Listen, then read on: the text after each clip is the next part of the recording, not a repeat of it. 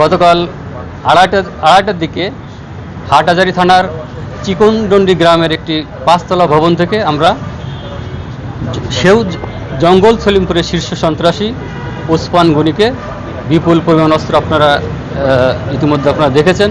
এই অস্ত্রগুলো আবার সহ তাকে গ্রেপ্তার করা হয়েছে এবং সেখানে আমাদের একটি গোয়েন্দা তথ্যের সূত্র ধরে আমরা হাটহাজারী থানা পুলিশ এবং চট্টগ্রাম জেলার ডিবি পুলিশ যৌথভাবে অভিযান পরিচালনা করে এবং এই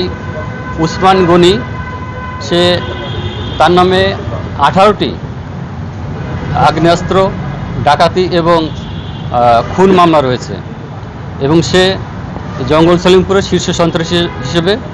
পরিচিত এবং ওসমান গনি অবৈধ অস্ত্র কেনাবেচার সাথেও জড়িত আছে। আমরা তাকে গ্রেপ্তার করার পর তাকে আমরা জিজ্ঞাসাবাদ চালিয়ে যাচ্ছি এবং তার কাছ থেকে গুরুত্বপূর্ণ তথ্য আমরা পেয়েছি এবং এই অস্ত্র বেচা কিনা এবং এই সন্ত্রাসী কর্মকাণ্ডের সাথে যারা জড়িত আছে সবাইকে আমরা আশা করছি অতি দ্রুত